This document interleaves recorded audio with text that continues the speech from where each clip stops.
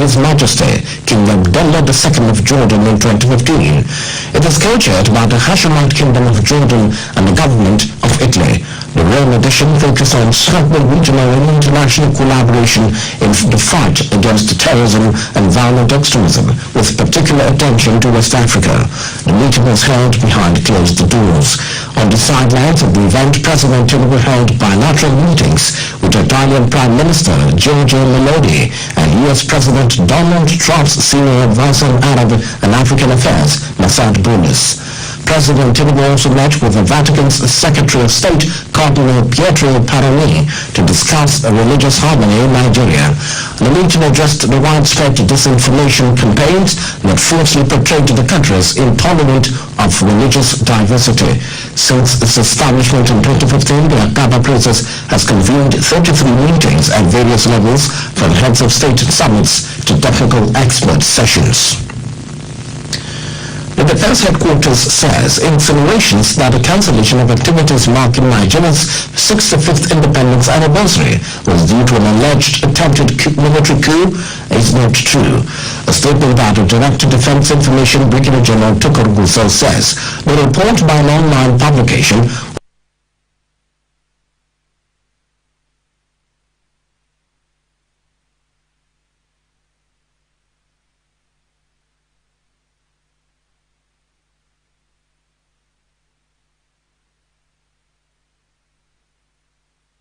not only false but misleading, malicious, and intended to cause unnecessary tension and distrust amongst the populace. According to the statement, the arrest of 16 officers, which the online publication made reference to, had no connection with any attempted coup. It says the officers who are under investigation were arrested for professional misconduct.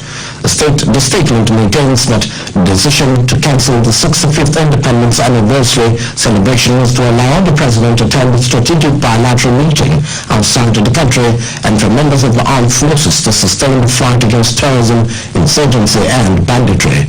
The Defense Headquarters in a statement assures Nigerians that the ongoing investigation involving the 16 officers is a routine internal process aimed at ensuring discipline and professionalism, adding that an investigative panel has been constituted to that effect and its findings will be made public. The statement urges citizens to continue to provide necessary support to security agents as the federal government, the legislature, and the judiciary are working closely for the safety, development, and well-being of the country. It adds that the falsehood being circulated by purveyors of misinformation and enemies of the country should be disregarded. Governor Alex Oti of Abia State has appealed to the residents to exercise patience with the federal government over the delay in reconstructing the Moniya railway tracks. Governor Oti made the plea during a media chat with journalists at Government House, Moniya. He spoke against the backdrop of the stalled work.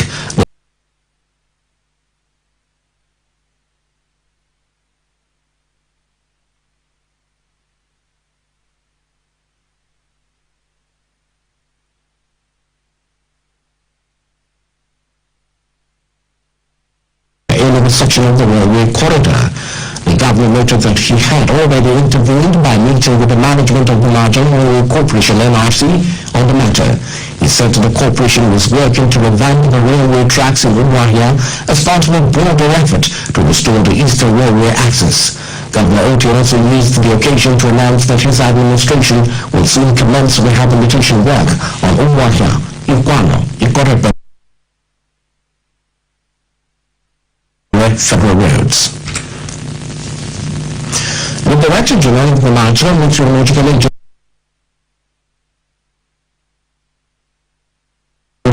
Professor Charles Anosike, has been honored with Nigeria's top 100 Environmental and Sustainability Professional Award. He was represented at the ceremony organized by the Africa Environment magazine by the Director of Applied Meteorological Services, Mrs. Glory Onyebule.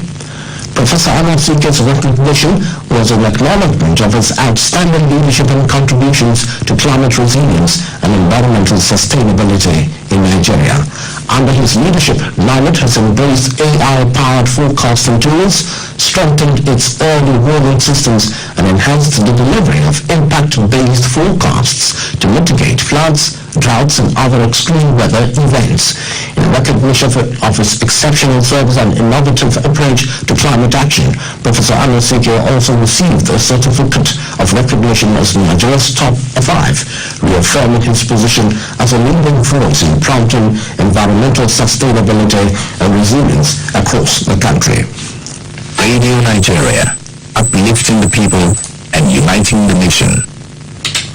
Welcome to a place where the earth hums with the promise of tomorrow. Beneath its soil lies a treasure, Africa's largest gas reserves. A new Imo is on the rise. Here, the past and the future dance. Nollywood stars are born from its soil. Their stories echoing in the hearts of millions. Oguta Lake whispers secrets of nature's beauty, while the Orashi power plant rises a beacon of industrial hope. Under the visionary leadership of Governor Hope Uzodinma, Imo State is being transformed. Security has been reclaimed. Digital skills are woven into the fabric of its youth, and governance has become a conversation where the people are heard and action follows.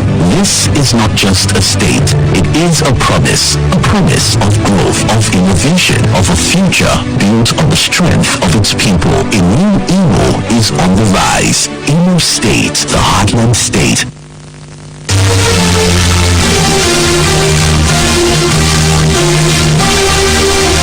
It's match day 9 league. This Sunday, the Harmony Boys Para United lock horns with the Change Boys Katsina United.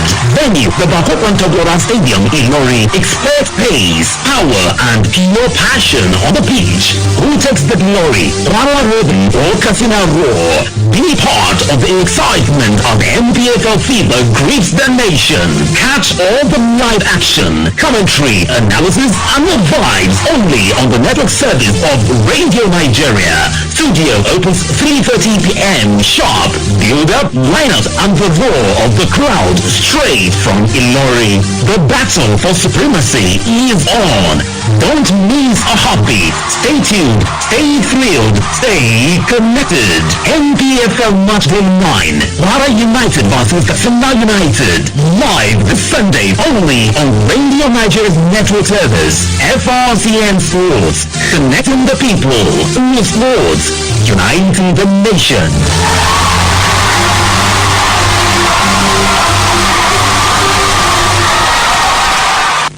Radio Nigeria, uplifting the people and uniting the nation. Thanks for staying tuned. The federal government is to develop a framework to enhance collaboration with stakeholders in rendering humanitarian services across the country. The Minister of State, Humanitarian Affairs and Poverty Reduction, Dr. Tanko Sulu, who stated this in Abuja at the 2025 sectoral retreat on the performance management system, expressed optimism that it will help boost humanitarian interventions and poverty reduction. He explained that the transparency and accountability framework will always assist to develop best practices and build the image of the ministry to redeem its trust locally and internationally. The minister maintained that the retreat was to discuss ways to build a strong foundation for the approved National Council on Humanitarian Affairs and Poverty Reduction.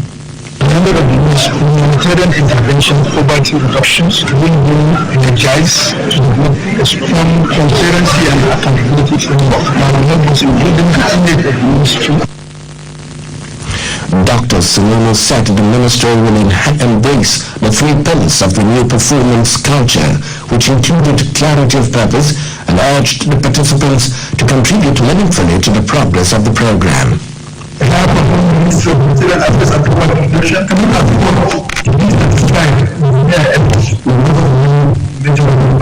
Our need is not administrative, it is a strategic tool that is designed to create a direct line of sight to meet the style of objectives with an open agenda of investment.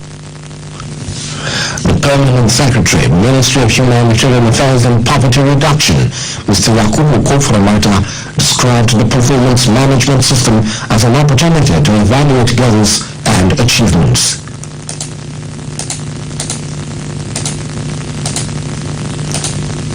Radio Nigeria, uplifting the people and uniting the nation.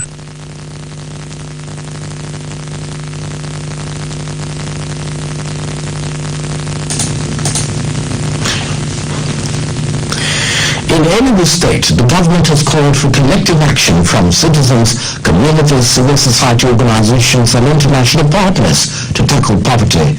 The State Commissioner for Human Development and Poverty Eradication, Professor Benedict Okoli, made the call in Enugu at an event to commemorate the 2025 World Poverty Eradication Day. Professor Okoli noted that no human, regardless of where they live or circumstances of their birth, should live in deprivation, stressing that poverty, which could not be eradicated by the government alone, was not only about lack of income, but access to education, healthcare, social protection and dignity. Professor Okoli said the theme of the event, Leave No One Behind, a collective call to end poverty, requires that the benefit of growth, development and opportunity reach every home, child and community. The Commissioner called for renewed commitment to build a future where no child goes to bed hungry, where men and women in every community with a fair chance to thrive. In a goodwill message, the Chief Field Services and Emergency, UNICEF Abuja, Ms. Judith Lewell, said the organization was partnering with the state government to fight poverty, which demanded more than increased income, but a holistic support system that protects, nurture, and empower individuals and families. The State Commissioner for Children, Gender Affairs and Social Development, Mrs. Ngozi Eni, represented by the Permanent Secretary in the Ministry, Mrs. Nkechi Ewe, attributed the rate of poverty to increased gender-based violence in the country and must be addressed.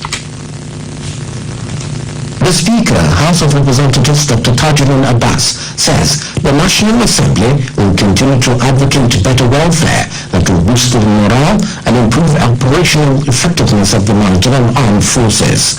Dr. Tajuddin Abbas stated this in Abuja at the inauguration of the new Niger Barracks Extension and Link Road between Mambila Barracks and State House Clinic. Shekara Anthony now reports.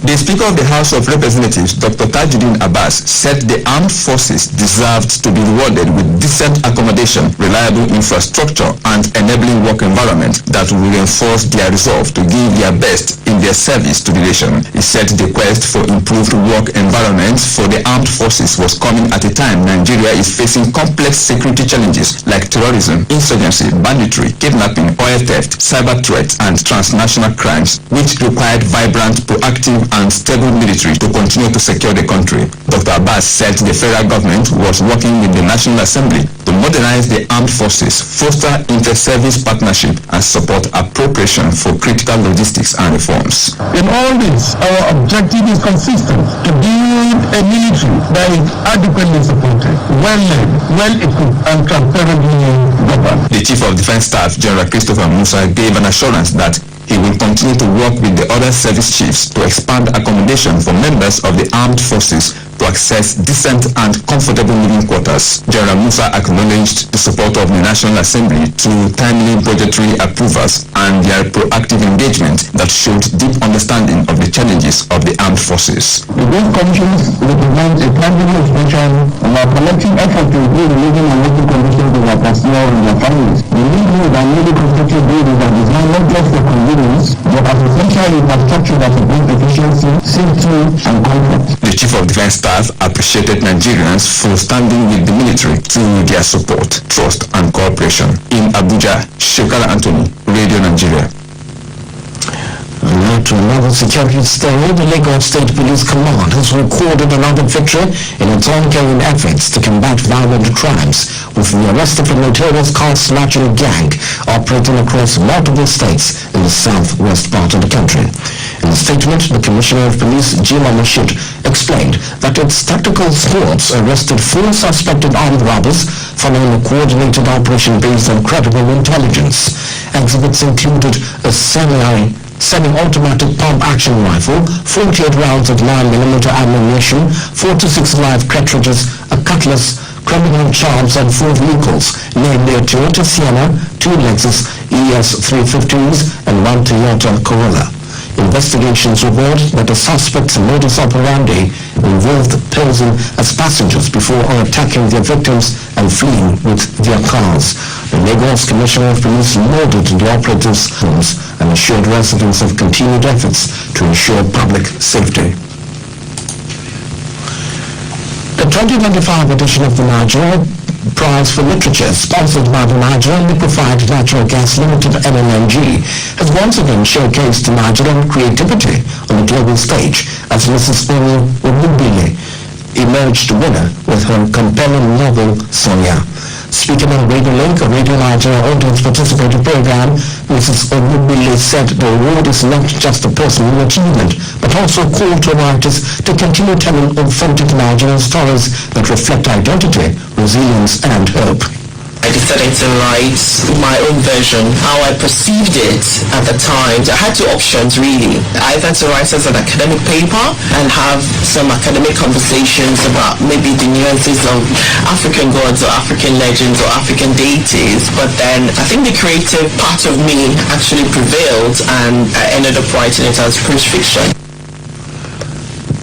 Chairman of the Prize Advisory Board, Professor Akachi Agamora Ezebo, described the outcome as a victory for literary excellence and a testament to the credibility of the selection process.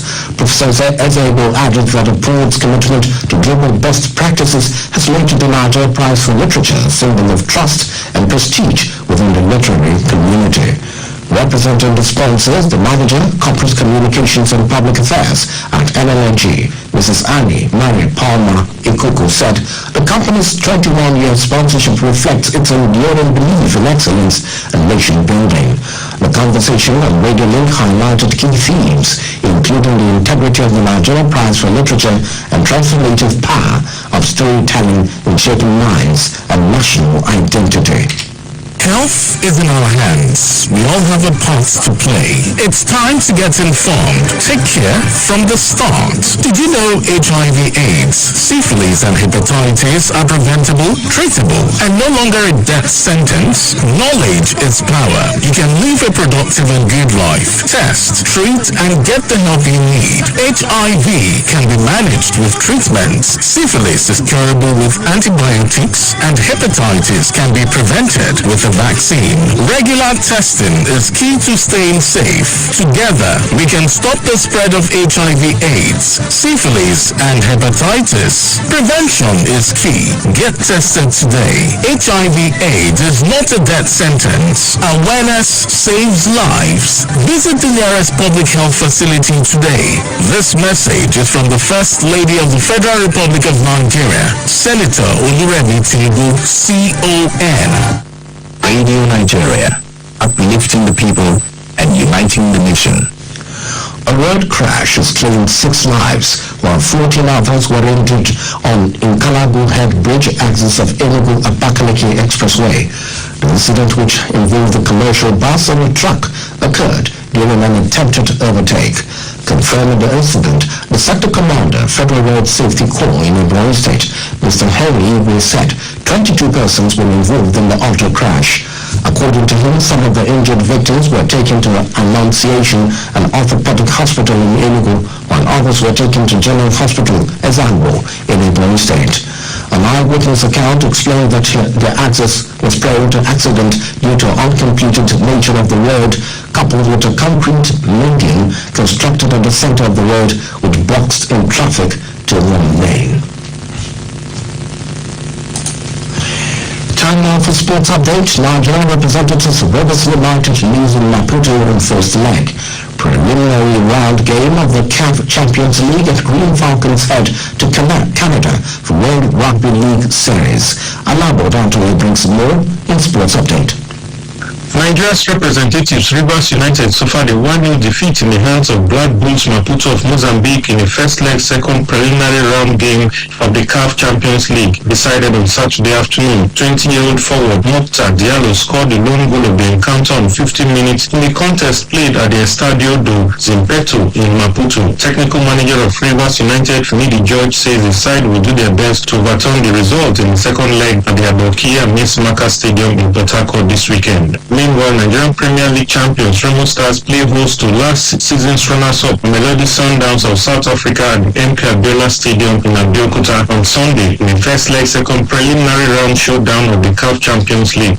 The National Rugby League team are on their way to participate in the World Rugby League Series in Canada. The Green Falcons, coached by Bolu Fagborum, assisted by Luke Sherman and Samson Okeowo, will face Ireland, Fiji and host Canada in the competition which ends next Sunday. The Nigerian team, who are making their debut on the global tourney, opened their campaign on Tuesday against Ireland at the Terry Fox Stadium, Brampton. The tournament will produce the teams that will qualify for the 2026 Women's Rugby League World Cup in Australia. Next is the Premier League. Arsenal opened up a 3-point lead at the Summit after edging Fulham 1-0 in a North London derby at Craven Cottage, as the Gunners have 19 points courtesy of a Leandro Trossard strike after 58 minutes. Manchester City continued their resurgence after spanking Everton 2-0 at the Etihad, with Erling Haaland netting a brace, taking Pep Guardiola's men to second with 16 points. Leslie Ugochukwu scored as Burnley beat Leeds 2-0. Sunderland defeated Wolves 2-0 as Crystal Palace came from behind to force visiting Bournemouth to a 3-3 draw. Brighton beat Newcastle 2-1, while Nottingham Forest poor run continued following a 0-3 home loss to Chelsea in the early kickoff as the Blues moved up one place to 6th with 14 points.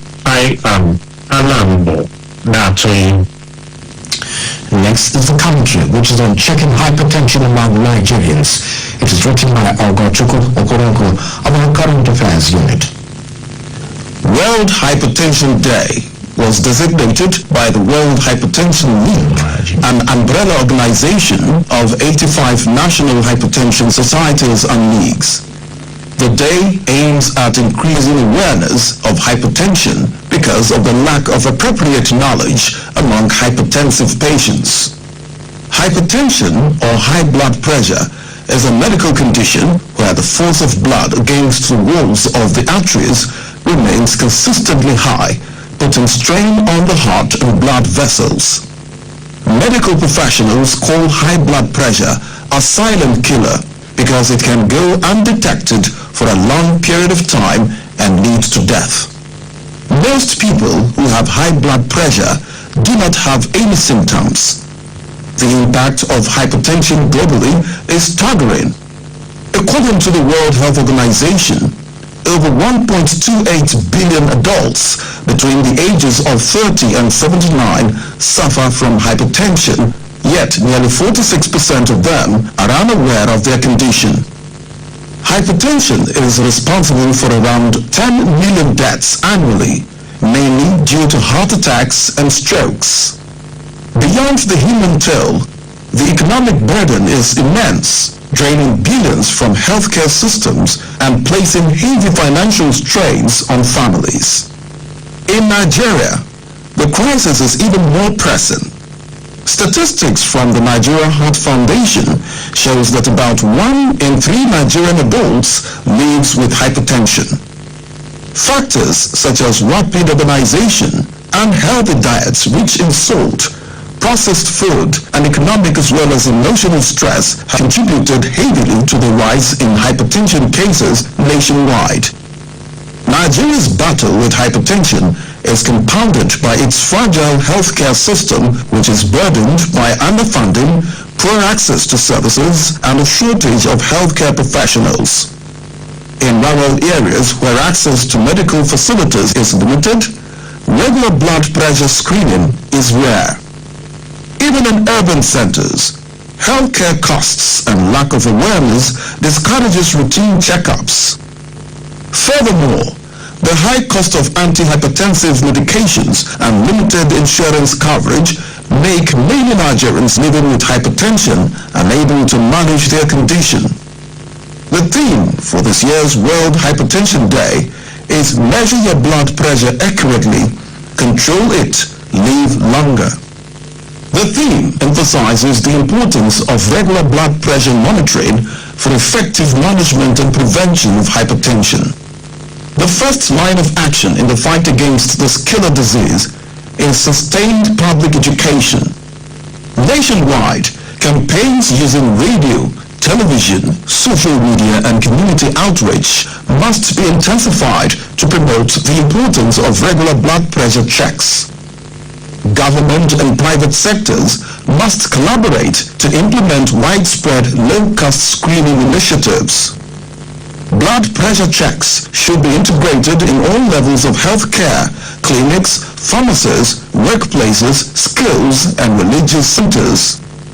Clinics should be equipped to provide basic hypertension diagnosis and management services. Health workers must be trained to provide patient-centered care, counseling, and follow-up. Policies should prioritize the availability and affordability of essential antihypertensive drugs.